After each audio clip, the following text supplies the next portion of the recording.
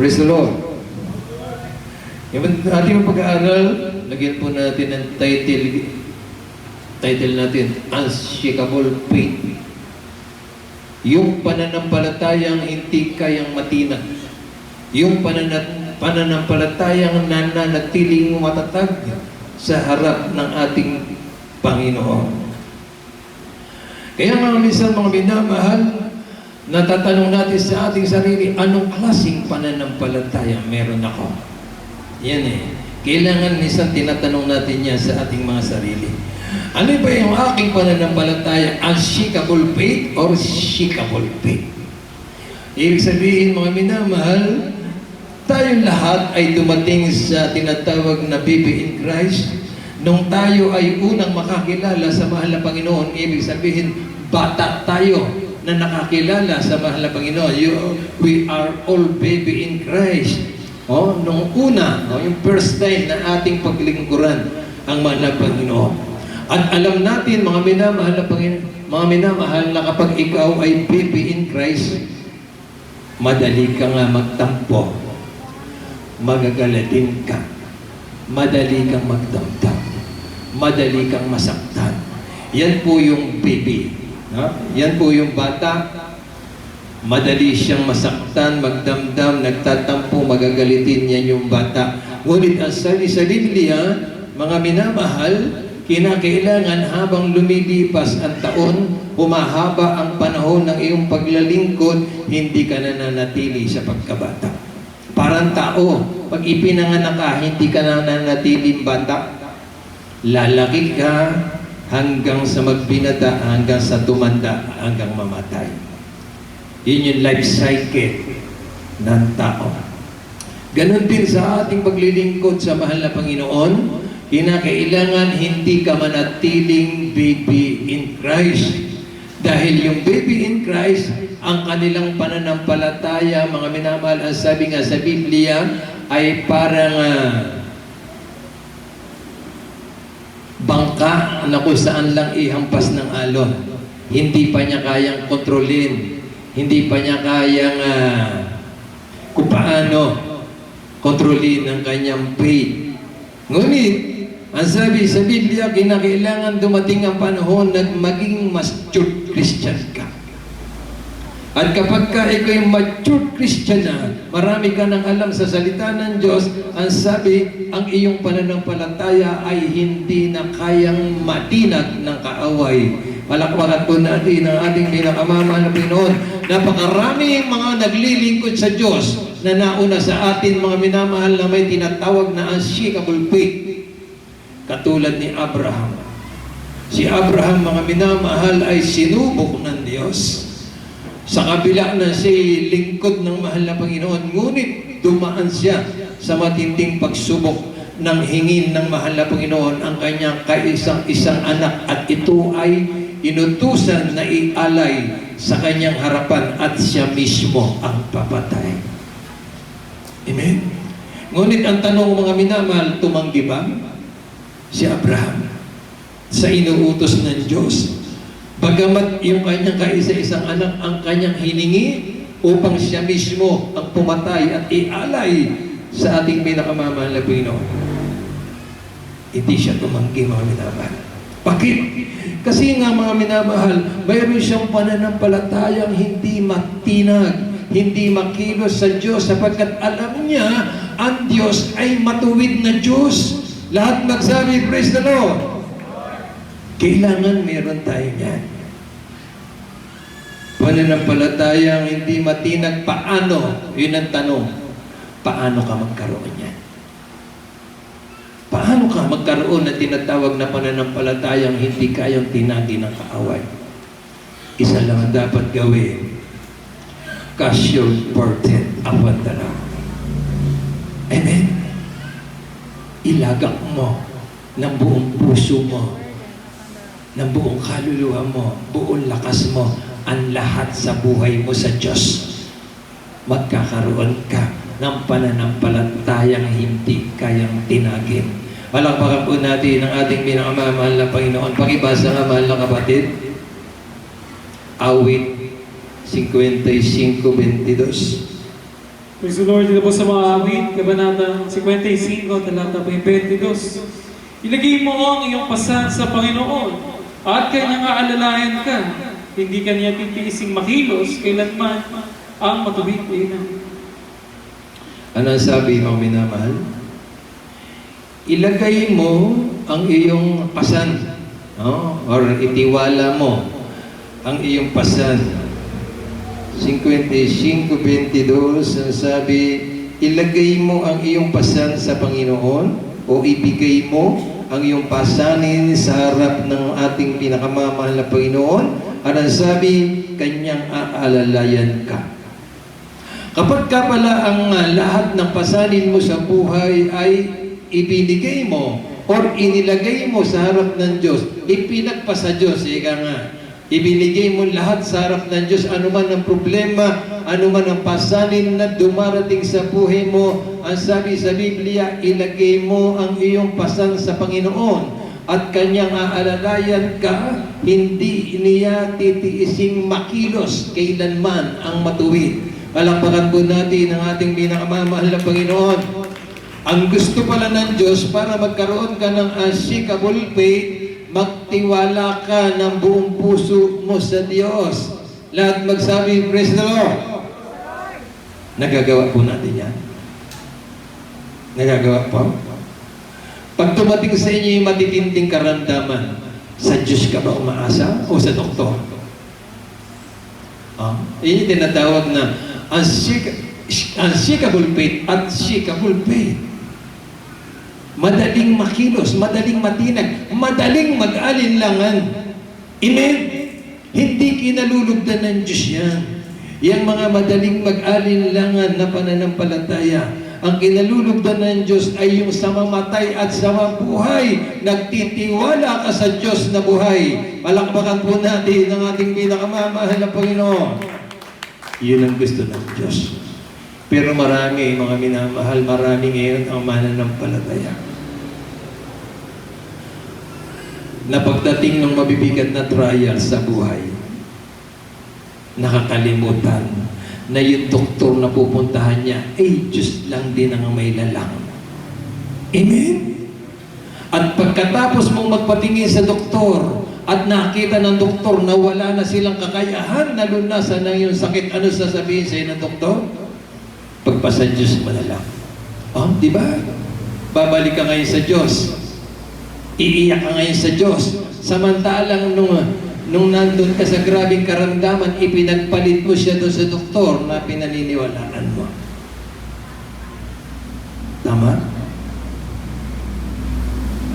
Itinuturo ng mahal na Panginoon yung pananampalataya na hindi kayang tinagin ng kaaway sapagkat ang pananampalatayang ito ay siyang kinalulugdan ng Diyos. Ang sabi, mga minamahal, ilagay mo o ibigay mo ang lahat ng iyong pasan sa Panginoon, kanyang aalalayan ka. Hindi kanya titiising makilos ng kaaway kailanman ang mga matutuwid. Amen? Ang ganda ng pangako, di ba? Pag ginawa mo yan, gagawin sa iyo ng Diyos yan. Dahil walang salitang mula sa Diyos na di may kapangyarihan. Palakpakan po natin ang ating pinakamahal na Panginoon. Kaya mga minamahal, sabi, dumating sa iyo ang kawalan, dumating sa iyo ang kahinaan, dumating sa iyo ang kahirapan, dumating sa iyo ang karamdaman. Ang sabi, mga minamahal, huwag kang matakot. Magtiwala ka sa Diyos. Kinakailangan makita ng Diyos ang iyong pananampalataya na pinaninindigan mo na totoo at makapangyarihan ang Diyos na pinaglilingkuran mo sa ministeryong ito. Amen. Tingnan niyo po yung patutuo ni Brother Dave kanina. Bata pa siya nun grade, kung di ako nagkamali, grade 4, grade 5. Nung isinasama ko na sila sa banal na gawain. Pero alam nyo ba, mga minamahal, kung paano ko sila dinisiplina pagdating sa banal na gawain? Pag alis namin ng bahay, dala na niya yung kanyang merienda. Tapos, pag pinaupo ko siya doon sa isang upuan, doon sa upuan ng mga brothers, aalis lang siya roon pagka siya iihi, pag magsisiya. Hindi siya pwedeng maglakad-lakad, maglaro-laro. Kasi ang ipinunta namin doon ay makipag-ugnay sa Diyos. Hindi para makipaglaro sa kanyang kapwa-bata. Palakpakan po natin ang ating pinakamamahal na Panginoon. Yun ang gusto ng Diyos. Walang maka-attract sa isipan mo, sa puso mo, habang ikaw ay nasa pakikipag-ugnay sa mahal na Panginoon. Yun ang gusto niya. Because God is a jealous God. Nagsiselos siya kapag yung oras niya ibinibigay mo sa iba. Amen? Tingnan mo, dahil sa ganong pagdisiplina ko sa kanya, hindi pa siya bautismado nung magkasakit siya. Dahil bata pa siya noon. Nagkasakit siya. Grabing sakit. 2 weeks. Pagdating ng 2 weeks, hindi na niya kami nakilala. Yung lagnat niya, pirmis, mataas. Hindi bumababa. Namumula yung kanyang buong katawan. Hindi siya nakakalakad, hindi siya nakakakain. Pag magsi-CR, binubuhat ko siya. Natutulog ang puso ko bilang magulang. Nahawak-hawak mo sa iyong kamay, yung iyong halos dying na anak. Pero mga minamahal, nandun yung aking faith. Hindi ako bumibitaw sa mahal na Panginoon. Sapagkat alam ko, kapamaraanan lang yun ng Diyos para makita niya kung kaano katotoo ang Diyos na pinaglilingkuran namin sa ministeryo ito. Isang araw, tinanong ko siya. Sabi ko, anak, padudoktor kita para makita natin sakit mo. Umiling siya. Ayaw niya. Bakit? Naniniwala ka ba na kaya kang pagalingin ng Diyos na pinaglilingkuran namin sa Jesus Miracle Crusade? Tumango siya. Nag-ayuno kami nung kuya niya kasi yung kuya niya saved na. Yung kuya niya, pinilinan ko, pagpasok mo ng school, huwag kang titikim ng pagkain, huwag kang iinom ng tubig hanggang sa makauwi ka. Pag uwi mo, magpuri tayo. Pag uwi niya, alas 4 yata, alas 5, dumating siya sa bahay. Pumasok kami sa kwarto kung nasaan si Dave. Isinara namin, nagpuri kami sa mahal na Panginoon. Nakakatatlong solemn song pa lang kami bumaba sa aming loob. Sa loob ng kwarto namin bumaba ang Holy Spirit ng mahal na Panginoon. Napuspos ng Santong Espiritu yung aming tahanan. Habang kami napupuspos, mga minamahal, lumakad kami papunta sa Kanya ng paluhod. Inilihas namin siya. Anong sabi niya? Pagpatong ng aming mga kamay, nakaramdam siya ng malamig na bagay mula sa kanyang ulo hanggang sa kanyang paa. Pagdating sa paanan niya, instant, pinagaling siya ng mahal na Panginoon. Ang sabi sa Biblia, huwag kang matakot. Panghawakan mo ang pananampalatayang mayroon ka. Sapagkat ang Diyos na pinaglilingkuran natin ay Diyos ng mga Diyos. Siya mismo ang may-ari ng ating buhay. Ang ating kalakasan, ang ating buhay, ang ating kamatayan, siya mismo ang may hawak. Ang gusto lang ng Diyos, manatiling matatag sa pananampalataya at paglilingkod sa Kanya. Kung gusto mong makamit, ay yung tinatawag na unshakable faith.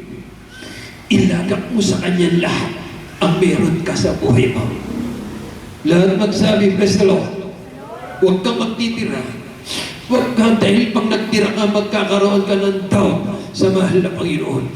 Ibigay mo lahat. Itiwala mo lahat sa ating pinakamamahal na Panginoon.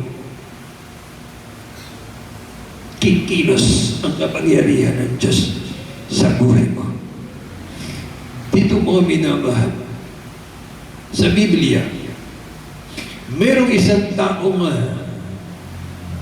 mayroong pananampalatayang kinalugdan ng mahal na Panginoon.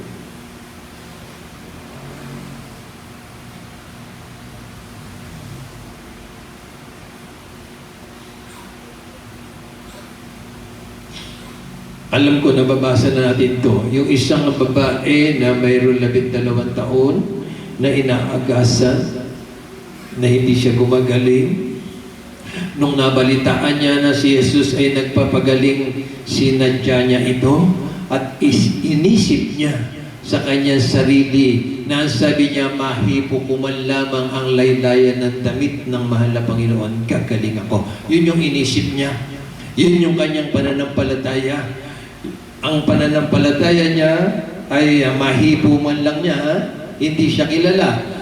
Sinisiksik ng tao ang mahal na Panginoon. Ang sabi niya, mahipo man lang niya yung laylayan ng damit ng mahal na Panginoon dahil nabalitaan niya na ang mahal na Panginoon ay makapangyarihan at nagpapagaling.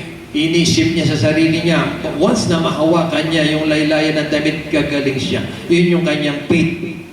Yun yung kanyang tinatawag na pananampalatayang hindi kayang matinag. Palakpakan po natin ang ating pinakamamahal na Panginoon. Basahin natin, nasa Mateo yan 9:20-22. Mateo. Nasa 9. Mateo 9:20-22. Dito po sa Mateo, panatang 9, talata po 20 hanggang 22.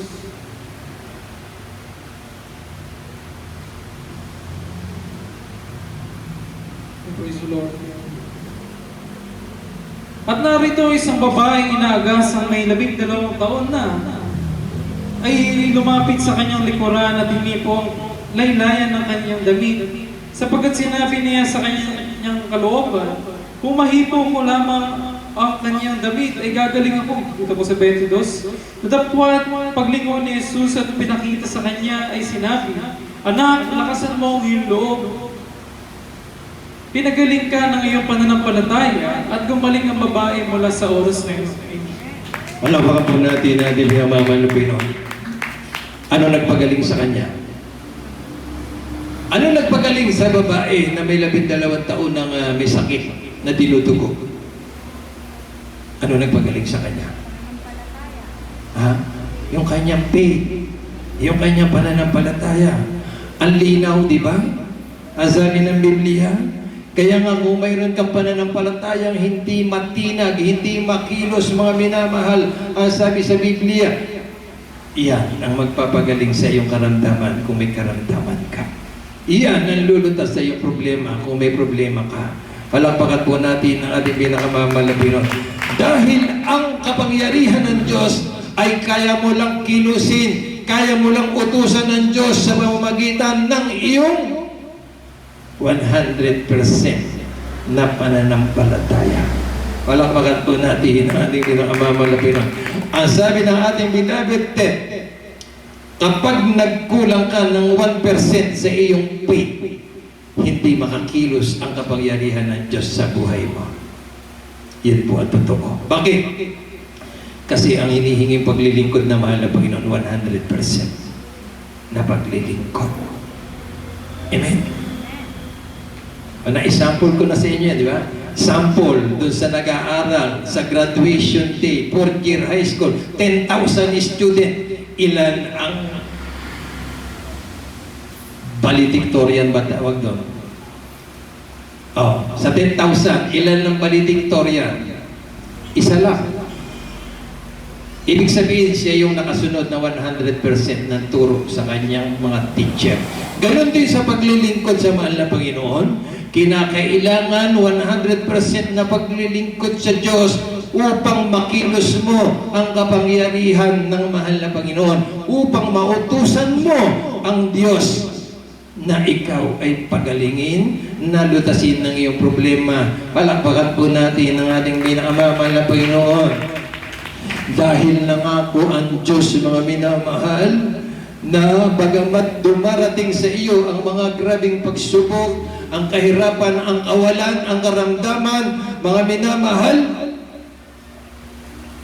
kung mayroon ka tinatawag na unshakable faith, hindi ka niya pababayaan. Pakibasa nga sa awit 37:24. Praise the Lord. Dito sa mga awit, kabanata 37, talatang 24. Bagaman siya mabuwal, hindi siya lubos na mapapahiga, sapagkat inaalalayan siya ng Panginoon ang kanyang kamay. Amen. Amen.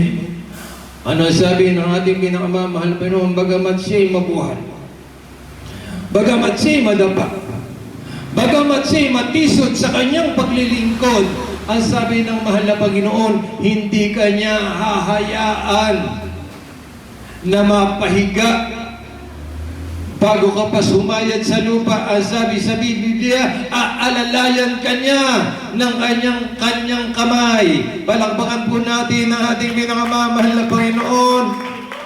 Ganon ka kamahal ng Diyos.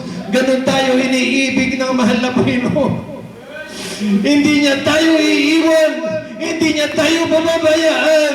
Kapag mayroon kang matibay na pananampalataya sa Diyos, lahat magsabi, praise the Lord. Napatunayan na natin yan, mga minamahal. Huwag kayong mag-alinlangan dahil ang pananampalatayang yan ang magdadala sa atin sa pangako ng Diyos sa buhay na walang hanggan. Palubog ng araw sa katulad namin, mga minamahal. Kaya nga sabi ko, yung natitirang buhay ko, Lord, gusto ko may paglingkod ko siya. Bigyan mo ko ng pagkakataon. Gusto kong maghayo araw-araw. Yung nalalabi kong buhay, gusto kong gugulin sa pagko ng kaluluwa sa harap ng mahal na Panginoon. Kagabi, nandun ako sa patay sa pisang ko. Pinagmamasdan ko, mga minamahal, yung mga kilos ng mga tao ron. Walang kaligtasan. Grabe mga sugalan. Grabe ang mga kwentuhan. Walang kabuluhan. Walang kaligtasan. Ang lakas na sugalan, mga minamahal. Merong 1 puntos tumataya ng 5,000. Grabe. Grabe sugalan kagabi, mga minamahal. Doon sa pinsan ko, inabot ako ron ng alas 12 ng gabi. Oh, umuwi ako, mga minamahal, sa aming tahanan. Nag-aral pa ako sa banal na salita ng Diyos. Tinanong ko sa mahal na Panginoon kung ano yung ating pagsasaluhan sa oras na ito. Inabot ako ng 1:00 sa pag-aaral, 1:30, alas 2 na po ako nakatulog, mga minamahal. Pagdating ng alas 5, maaga akong gumising, nagbukas pa ako ng tindahan. Konti lang ang gising, konti lang ang tulog. Pero umaasa ako sa Diyos. Ang Diyos ang magbibigay sa akin ng kalakasan. Hallelujah! Sapagkat sabi ko, hindi ko kailangang magpahinga. Mayroon kaming Diyos na handang tumulong sa kanyang mga anak na nagsisikap makasunod sa kanyang kalooban. Palakpakan po natin ang ating pinakamamahal na Panginoon.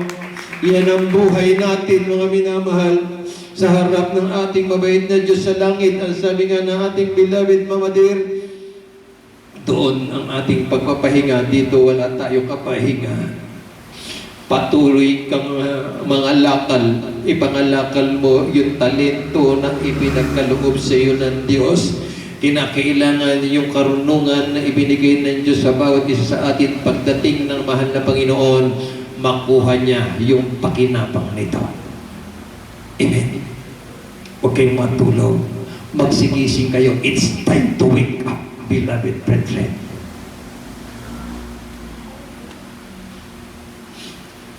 Ang sabi, hindi kanya mababayaan. Aalalayan kanya ng kanyang kamay. Hindi kanya hayaang tuluyang mabuwal. Palakpakan po natin ang ating pinakamamahal na Panginoon. Tingnan mo si Apostol Pedro. Nung sila'y naglalayag sa dagat, meron silang nakita na naglalakad sa tubig. Akala niya multo. Natakot sila. Ngunit nung sinigawan niya yung naglalakad, sabi nagsalita yung naglalakad, sabi niya, huwag kayong matakot, ako ito. Ikaw ba yan, Panginoon? Oo. Kung ikaw nga yan, papariyanin mo ako. Halika, sabi ng mahal Panginoon. Lumunsad si Pedro sa kanyang bangka, naglakad sa tubig. Ina nyo, ha? Naglakad sa tubig si Apostol Pedro. Ngunit, nung makita ni Apostol Pedro, yung malakas na hangin at alon na papalapit sa kanya, nawala yung kanyang faith. Kaya nung nawala yung kanyang faith, unti-unti siyang lumubog sa tubig. Nung lumubog siya sa tubig, pinabayaan ba siya ng mahal na Panginoon? Ha? Hindi. Hindi ba't ang sabi sa Biblia, hinawakan ng mahal na Panginoon ang kamay ni Apostol Pedro at unti-unting itinaas sa tubig. Yun ang sabi sa Biblia, bagamat ikay mamuhal, hindi kanya hahayaang mapahiga, aalalayan kanya. Palakpakan po natin ang ating minamahal na Panginoon. Susuportahan kanya, tutulungan kanya, hindi tayo iiwan, hindi tayo pamabayaan ng ating mabait na Diyos sa langit doon sa lahat ng nagtitiwala sa Kanya ng 100% na pagtitiwala. Pag 50%, 90%, hindi makilos ang kapangyarihan ng Diyos. Tandaan po ninyo yan. Hindi nyo magawang utusan ang kapangyarihan ng Diyos. Kaya nga mga minamahal, sa ating paglilingkod, kailangan, ang tawag doon, yung branyo kayo. Kumbaga sa sasakyan, pag bibili ka ng sasakyan, kailangan yung branyo, hindi yung palyado. Kasi pagka palyado, pahinto-hinto yan eh. Pahinto-hinto, matagal kang makarating doon sa iyong paroroonan. Amen? Ganon din yung Kristiyano. Kung maglilingkod ka sa Diyos, hindi ka dapat pahinto-hinto. Hindi ka dapat palyado, kumbaga sa makina. Kasi kung pahinto-hinto ka, palyado ka, kinakailangan ka pa, pagtirik ng sasakyan, kinakailangan mo pang ipus para makarating doon sa talyer. Ganun din yung naglilingkod sa Diyos na pahinto-hinto. Kailangan mo pang ipus papunta sa harap ng Diyos. Lahat magsabi, praise the Lord. Kinakailangan huwag kang manatiling baby in Christ. Kinakailangan sa paglipas ng panahon, tumataas ang antas ng iyong pananampalataya, tumataas ang antas ng iyong kaalaman, kaunawaan sa salita ng Diyos. Para hindi ka na ipupos, hindi ka na itutulak papunta sa harap ng Diyos. Palakpakan po natin ang ating ginagawa. Hindi ka natuturuan ng maraming aral. Marami ka ng alam pag ikaw ay mature Christian. Amen. Lahat magsabi, praise the Lord. Eh, anong katwiran ng tao? Ala naman perfecto eh. Kaya nga, hindi ko kayang gawin yun kasi hindi ako perfecto. Kaya, katwiran ng tao yan. Maraming ganyan ang katwiran sa tao. O sige, hindi ka perfecto, mga minamahal. Halimbawa, sumakay ka sa eroplano. Nasa himpapawid ka. Sinabi ko sa iyo, tumalon ka nga. Tumalon ka nga. Tatalon ka, hindi. Hindi. Kasi alam mo, mamamatay ka eh. Pag tumalon ka.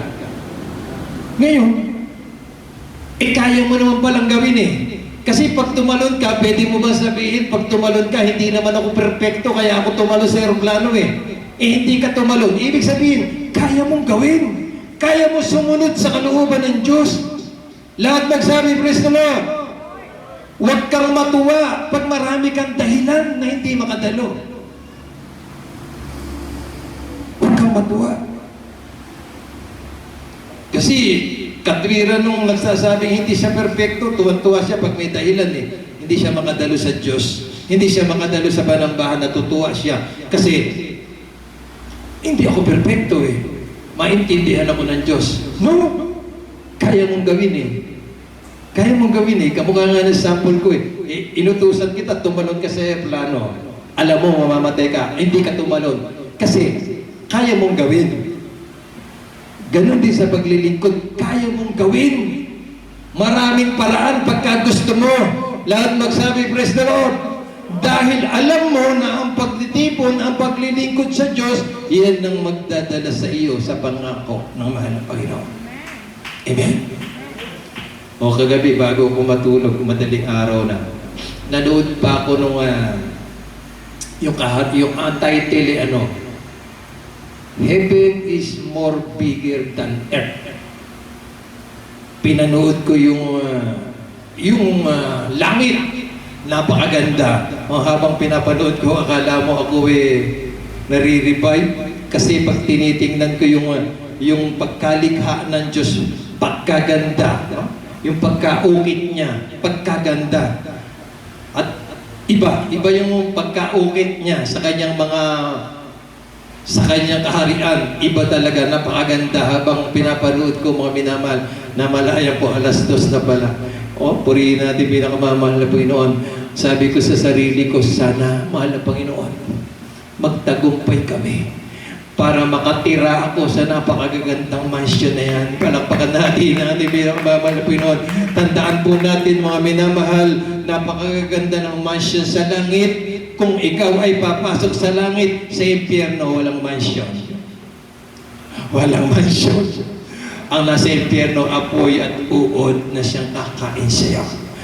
Ngunit sa langit, titira ka sa mga magagandang mansion. Gawa ng kamay ng Diyos. Palakpakan po natin pinakamamahal na Panginoon. Kaya nga mga minamahal, napakapalad po natin dahil ang sabi sa Biblia, tayo ay ipinaglalaban ng Diyos. Kaya nga, itiwala mo ang sarili mo sa mahal na Panginoon. Sinabi yan sa unang Pedro 5:7, He cares for you. Amen? Praise the Lord. Praise the Lord. Dito po sa unang Pedro, Banata 5, talatang 7, na inyong ilagak sa Kanya ang lahat ng inyong kabalisahan, sapagkat kayo'y pinagmamalasakit niya. Amen. Amen. Ang sabi, mga minamahal, ibigay mo. Cast all your care upon Him, and He cared for you. Di ba? Casting all your care upon Him, for He cared for you. Itiwala mo. Ilagak mo ang lahat sa mahal na Panginoon. Ang sabi niya, siya ang aalalay sa iyo. Siya ang tutulong sa iyo. Huwag kang manalig sa iyong sariling kakayahan. Palakpakan po natin ang ating pinakamamahal na Panginoon. Kinakailangan lang niya ng tiwala, kinakailangan lang niya ng pananampalataya, sapagkat ang Diyos ay panig sa mga matutuwid. Pakibasa sa awit 1:6. Praise the Lord. Dito po sa mga awit, Banatang 1, talatang 6, sapagkat nalalaman ng Panginoon ang lakad ng mga matuwid, ngunit ang lakad ng masama ay napapahamak. Amen. Amen. Ang sabi, mga minamahal, kilala ng Diyos ang mga matuwid. Yung may mga sakdal na pananampalataya. Sapagkat nalalaman ng Panginoon ang lakad ng mga matuwid, ngunit ang lakad ng masama ay mapapahamak. Kilala niya yung mga matutuwid. Ngunit yung masama, ang sabi niya, iwawaksi niya yan sa matutuwid. Ang mga masasama ay mapapahamak. Ang mga masasama ay papunta sa kapahamakan. Ngunit ang mga matutuwid ay papunta sa kalangitan, sa katwiran ng Diyos, sa bahay ng Diyos na inihanda sa atin. Palakpakan po natin ang ating pinakamamahal na Panginoon. Minsan, sabihin mo, hindi ko kaya pagod na ako. Hindi ko na kaya maglingkod, no? Ang sabi sa Biblia, mga minamahal, ang Diyos ang nagbibigay ng kalakasan. Magagawa mo lahat dahil sa Diyos na tumutulong umaalalay sa iyo. Palakpakan po natin ang ating pinakamamahal na Panginoon. Di ba? Ang liwanag sinabi sa Biblia sa Isaiah 41:10, huwag kang matakot. Di ba? Pakilagay nga po sa screen yung Isaiah 41:10.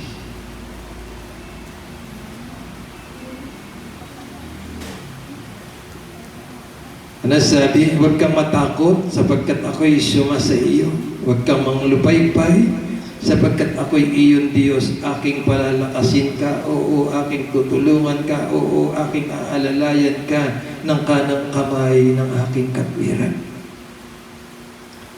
Sino nakalasap nito? kung hindi yung may mga pananampalatayang hindi matinag. Palakpakan po natin ang ating pinakamamahal na Pinoon. Ayan, si Ate Beloved Sister Susette, kapatiran natin. Dinala niya yung kanyang anak doon sa doktor na dengue. Nagdudugo na yung bibig, yung ilong. Ang sabi sa doktor, i-confine. Pero dahil meron siyang faith na hindi kayang tinagi ng doktor, hindi niya ikinumpay, dinala niya rito. Pagdating dito, hinadlangan sila ng kaaway. Iba yung nararamdaman ng kanyang anak. Gustong umuwi, mayroong pumigil sa kanilang kapatiran. Ang sabi, tapusin ang puri bago umuwi. Tinapos nila yung puri. Pagkatapos ng puri, mga minamahal, sa kahabagan na mahal na Panginoon, pinagtulong-tulungan naming ilihas. Ayan siya. Choir na ngayon. Pinagaling na mahal ko yun. Totoo ang Diyos. Ang sabi sa Biblia, pinagaling ka ng iyong pananampalataya. Kinakailangan mayroon kang matibay na pananampalataya sa Diyos para makamit mo ang kagalingan na nagbubuhat sa mahal na Panginoon. Amen. Wala sa doktor ang kagalingan ng mga totoong Kristiyano. Nandun ang kagalingan sa ating Ama sa Langit. Lahat magsabi, praise the Lord. Pag nandun ka sa doktor, you're as heavy as shakable faith. Hindi unshakable. Shakable faith ang meron ka. Madaling matinag, madaling matakot, madaling mawalan ng tiwala sa Diyos. Ang inyong abang lingkod, nung panahon ng dengue, na-dengue kami. Lahat nung ang isang hilera ng bahayan na yan, na-dengue. Yung aking amain, yung aking pinsan, ako, na-dengue. Hilera kami, isang bahayan ganon, hilera. Ako yung nakagitna. Yung aking amain, itinakbo sa ospital. Yung aking pinsan, itinakbo sa ospital. Pag uwi nila, nandun na lang sa garapon. Yung aking amain, nasa garapon. Yung aking pinsan, nasa garapon. Natakot yung aking misis. Sabi niya, sweetheart, yung amain mo, inuwi, nakagarapon na. Yung kumpare mo, inuwi, nakagarapon na. Magpuri ka, natakot. Sabi, dadalhin kita sa doktor. O bakit? Gusto mo ako malagay sa garapon? Sabi ko sa kanya, huwag ka matakot. Kung loobin ng Diyos na ako'y mabuhay, mabubuhay ako. Kung loobin ng Diyos na ako'y mamatay, mamamatay ako. Hindi ako nagpa-doktor, mga minamahal. Hindi ako nagpa-doktor. Nung pamiya-miya, may bumaba sa akin.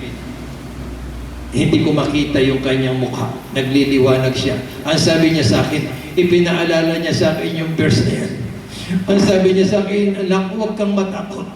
Sapagkat ako'y sumasa iyo. Huwag kang malupaypay sapagkat ako'y iyong Diyos.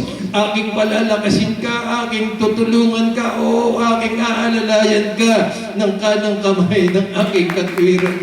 Ang sabi ko sa mahal na Panginoon, patawarin mo ko, Diyos. Nag-alinlangan ako sa iyong kapangyarihan. Nung marinig ko yan na pinakinig niya sa aking tainga, mga minamahal, unti-unti gumaling ako. Yan ang sabi ng ating pinakamamahal na Panginoon. Kinakailangan mayroon kang pananampalatayang hindi kayang tinagi ng kaaway ng Diyos. Palakpakan po natin ang ating pinakamamahal na Panginoon. Kinakailangan ng iyong pananampalataya ay hindi nasasalig sa karunungan ng tao, sa karunungan ng mga doktor, sa karunungan ng mga manggagamot. Kinakailangan ng iyong pananampalataya ay nasasalig sa karunungan ng Diyos. Sinabi ni Apostol Pablo yan, in my speech and my preaching was not with enticing words of man wisdom, but in demonstration of His Spirit and of power, that your faith should not stand the wisdom of man, but in the power of God. Amen. Palakpakan po natin ang ating pinagmamahal. Bakit? Ipinaglalaban ka ng Diyos. Ipinagmamalasakit ka ng Diyos. Inaalalayan ka ng Diyos. Pinuprotektahan ka ng Diyos. Pinapatnubayan at ginagabayan tayo ng Diyos sa bawat oras, sa bawat araw, taon at buwan na dumaraan sa ating buhay. Palakpakan po natin ang ating pinakamamahal na Panginoon. Tingnan mo sila, nangamamatay sila ng mga bata pa. Tayo maedad na malakas pa kasi naglilingkod tayong totoo sa mahal na Panginoon. Palakpakan po natin ang ating pinakamamahal na Panginoon. Kaya nga ano sabi sa Pilipos 4:13. Praise the Lord, dito po sa taga-Pilipos, kabanatang 4, talatang 13. Lahat ng mga bagay ay aking magagawa doon sa nagpapalakas sa akin. Amen.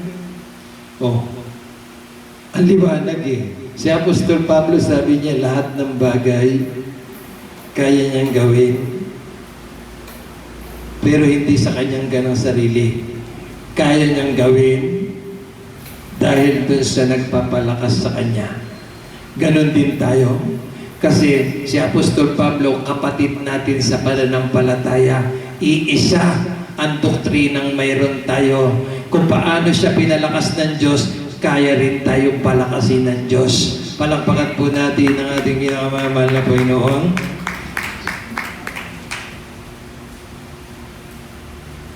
Pilipos 4:13, di ba?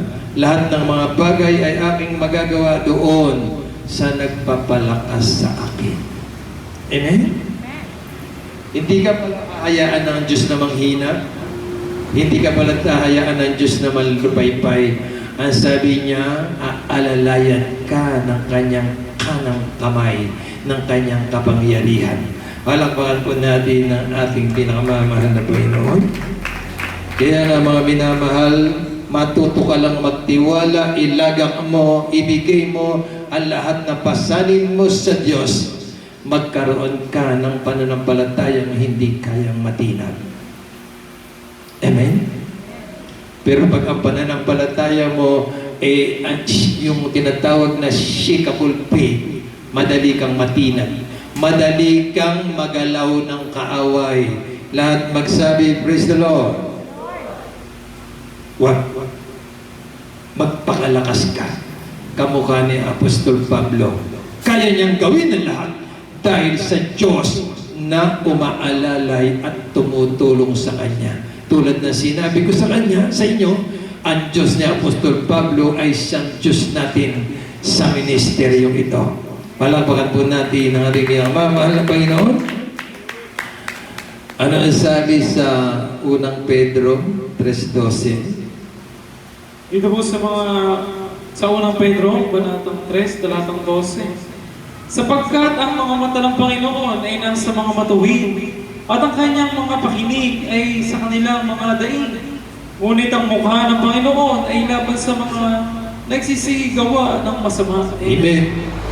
Kaya kung ikaw ay isang tunay na Kristiyano, ikaw ay napabilang sa ministeryong ito ng Jesus Miracle Crusade at gumagawa ka pa ng kasamaan, ang sabi, ang mukha ng Panginoon ay against sa'yo. Laban sa'yo na gumagawa ng masama, ngunit kung ikay gumagawa ng mabuti, kasama mo ang Diyos. Palakpakan po natin ang ating minamahal na Panginoon. Kung kasama mo ang Diyos, sino laban sa'yo? If God is in you, who can be against you? Amen? Wala. Walang magagawang lumaban sa iyo kahit si Satanas. Kasi ang Diyos mismo na may likha kay Satanas, panig sa iyo. Palakpakan po natin ang ating pinakamamahal na Panginoon. Napakasimple lang para magkaroon ng unshakable faith. Diba? Cast all your burden upon the Lord. And, live with a righteous manner. Mabuhay ka nang may matuwid na pag-iisip sa harap ng Diyos. Palakpakan po natin muli ang ating mga mahal na Panginoon. Last verse. Unang Korinto 15:58. Praise the Lord. Dito po sa mga unang Korinto, Kabanata 15, talata po 58. Kaya nga, mga kapatid kong minamahal, kayo magsisatag, huwag makilos, na laging sumasagana sa gawa ng Panginoon. Yamang nalalaman ninyo na hindi walang kabuluhan ang inyong gawa sa Panginoon. Amen. Ang sabi, mga minamahal, ipinagtatagubilin ito ni Apostol Pablo sa bawat mananampalataya. Ang sabi, mga kapatid ko, beloved brethren, be ye steadfast, unmovable, always abounding in the work of the Lord, for as much as ye know that your labor is not in vain in the Lord. Amen. Huwag kang mga pagod sa paggawa, pagkapatungkol sa mahal na Panginoon. Dahil ang sabi, mga minamali, ito'y hindi mawawalan ng kabuluhan. Gagantihin ka ng Diyos. Palapakan po natin ang ating pinakamamahal na Panginoon. Kaya nga, ang sabi, huwag makilos. Maging matatag, huwag makilos. You have an unshakable faith. Yan ang sabi ng banal na kasulatan. Magpakatatag, huwag makilos, hindi matinag ang iyong pananampalataya. Hindi yung pagdating ng problema, mga minamahal, minsan nag-aalin lamang ka. What? Pagdating ng kahirapan, nag-aalin lamang ka. No? What? Natikman ko yan, mga minamahal. Dumating sa akin na ako'y pinasagana ng Diyos. Pero pinadating din sa akin ng mahal na Panginoon na ako'y naging salat. Wala. Pero hindi ako nagreklamo. Hindi ko pinago ang pananampalatayang meron ako sa Diyos.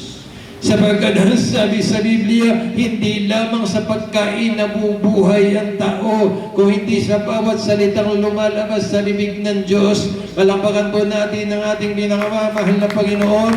Sa ating mga Kristiyano, walang saysay kung ikaw'y mahirap, kung ikaw'y walang makain, kung ikaw'y dukha, kung ikaw ay may sakit. Ang mahalaga sa atin ngayon, pagkamatay natin, makita natin si Kristo.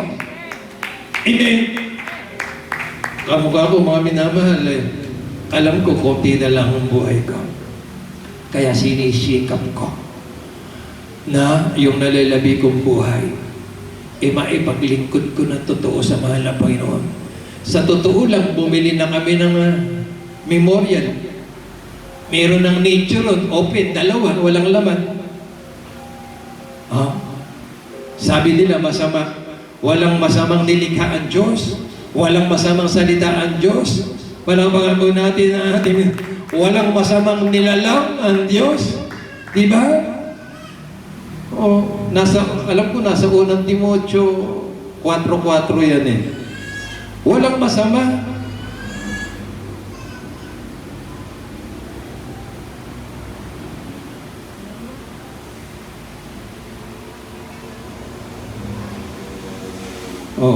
Sapagkat ang bawat nilalang ng Diyos ay mabuti at walang anumang nararapat na itakwil kung tinatanggap na may pagpapasalamat. Walang masamang nilalang ang Diyos. Sinabi niya yan. Palakpakan po natin ang ating pinakamamahal na Panginoon. Ang sabi nila, bawal kainin yung ganun, bawal kainin yung ganun. Walang masamang nilalang ang Diyos kung tinatanggap mo ng may pagpapasalamat. Dahil sa 5, ang sabi, sapagkat pinakababanal sa pamamagitan ng salita ng Diyos at ng pananalangin. Kung sinasabi nilang masama, panalanginan mo lang. Dahil ang sabi sa Biblia, kapag pinalanginan mo yan, pakakabanalin ng Diyos yan sa pamamagitan na yung pananalangin. Kaya walang masama sa mga matutuwid na Kristiyano sa harap ng Diyos na buhay. Palakpakan po natin pinakamamahal na Panginoon. Kapag pala yung isang pagkain, halimbawa, inihanda sa Diyos-Diyosan, bawal kainin sa katulad natin, wala palang masama ipanalangin mo sa Diyos yan, babanalin ng Diyos yan sa pamamagitan ng iyong pananalangin. Palakpakan po natin ang ating minamahal na Panginoon. Ang turo naman sa atin ng beloved Mama Dear, kung kakainin mo yan at merong nakakakita sa iyo na may alam sa salita ng Diyos, huwag mong kainin kaysa matisod sila sa iyo. Magtago ka na lang, doon mo kainin kasi ikaw alam mo ang salita ng Diyos. Palakpakan po natin ating minamahal na Panginoon. Tayo po mga minamahal ay tumayo at umawit sa mahal na Panginoon.